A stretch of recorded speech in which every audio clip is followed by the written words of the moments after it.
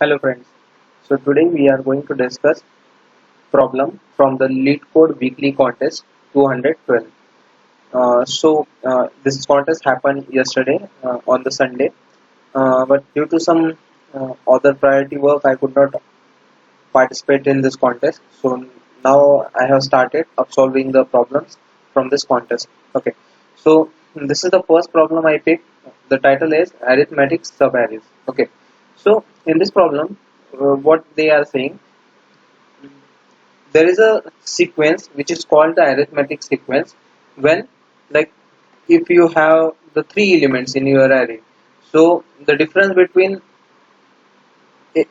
adjacent elements like 0 and considering the index wise 0 and 1 first element, then first and second element, and so on, so that has to be the same. Okay. Uh, in short, we can say difference between every two consecutive elements should be same. If it is the case throughout the array, then we can say it forms the arithmetic sequence. Okay, that particular range L to R. So here they have given some of the arithmetic sequences. So the first sequence is 1 3 5 7 9. Here you can see the difference between every two consecutive elements, that is a 2. For this 7 4 times, the difference is 0. Then again for this minus 1 3 minus 1 minus 5 minus 9. Here also it is again the same, like it is a minus 4. Okay. Yeah. Now considering the non-arithmetic sequence, here you can see like first it is a 0, then this is a 1. So it is breaking this criteria. The difference is not constant between the consecutive elements, between the two consecutive elements. Now coming back to the question, what we have to do. So basically we are given this nums array. It contains some integer values, and also we are provided with two arrays, that is L array and R array. So it defines the range. You have to pick up the index, like let's say we start from 0 to length of the L and R. Here the criteria is L and R length has to be the same. So we have to pick up the first element, zeroth element from the L, that is the starting range, and R from zeroth element from the Rth array. So it will give us the range. For example, in the example 1, this is the nums array which contains the element 4 6 5 9 3 7. This is the L array. It contains the ranges from the left node, that is a 0 0 2, and the right is 2 3 5. At first what we will do, we will take the first element from the left array and first element from the right array. So here we have to pick up the sub array which starts from 0 and ends at 2. So in the first go we will be having these three elements. So L and R, this is the inclusive range. So 4 6 5.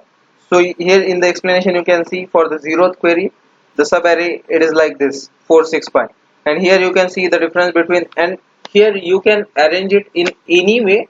Only thing is you have to check, like, is there any possible way you can rearrange that sub array which can give you the same difference between two consecutive elements. Okay, if it is the case, then you have to mark true for the first LR range. Okay, now moving to the next thing.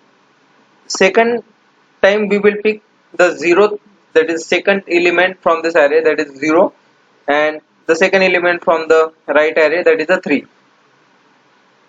So our sub array would be like 4 6 5 and 9. Okay, and here if we try to arrange it in any possible way, but we will end up with non-arithmetic sequence only, because it will never form the consistent difference between the consecutive elements. Okay, now coming to the last position of the array. So it ranges between 2 to 5. So 2 to 5 means these last four elements 5 9 3 7. Here one thing we can say, if we try to sort whatever the sub array we get after from the range L to R, and if we try to sort it, so it will give us the exact difference between the consecutive element. So here if we get this sub array 5 9 3 7, and if we sort this array, so it would be like 3 5 7 9, and if we take a difference between two consecutive elements, so it would be 2. So we can say this is a arithmetic sequence, and that's the reason the output is true for the third element or the index element at 2. Okay, so that is the idea for this problem. First thing is we have to pick up the sub array ranging between L to R inclusive, then we have to perform the sort operation on that, and finally we just have to compare the consecutive elements like current element and the next element, or if our pointer is at the first, then 1 minus and 1 and 0th element. So here is the solution for this problem. This is the function we are given, check arithmetic subarray, and it expects the output list of booleans. Okay, here we are given three arrays nums L and R. What I am doing initially, I am calculating the length of my L and R array. So it is same. So I am just calculating the length of L. Then here I am initializing this return array list, which I have to eventually return as an output. After that, this is the single for loop. It starts from 0 to m. So I have to pick up all the elements. I have to traverse from the L array and R array. So that's the reason it is starting from 0 and ends at the length of the L array or R array. After that, I have to form the sub array, which ranges from L of I and ends at R of I. It is an inclusive, so that's why this is a less than or equal to condition is marked. And I will just add up the elements which are ranging between L of I to R of I in my list. So this list will be the sub array from out of my array. After that, I am performing the sort operation. Once it is done, I just have in this for loop, I just have to check whether like if I place the current pointer at 1, so I can compare like the j and j minus 1 element. Okay, and first, like for the first time, I just have to, when j index j position is at 1, so there is no pre-calculated result. So first time I just have to form my d, that is a difference. Next time when index of the j goes to 2, so I will compare j like 2 list of 2 minus list of 2 minus 1, that is a 1. Okay, so that is a j minus 1. Okay, so if that difference is same, I can keep on looping through that for loop. I can traverse forward or through that sub array.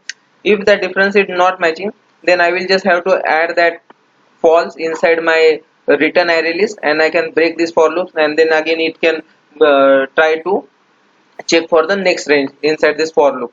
But if it is not the case, if we are consistently getting the exact match, so finally we will come to the place like where the j will be exhausted after one more increment operation. So that point we will just add the return true into a return type list, that is a list array list, and this way it will form the array list of the boolean values for the particular ranges. So that is the idea for this problem. So let's see the output. Here you can see the solution is accepted, and if you see the test cases,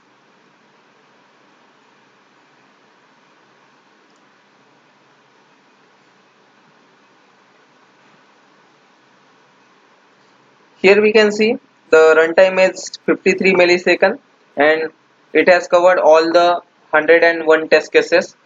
Okay, so that's the solution for this problem. Thank you.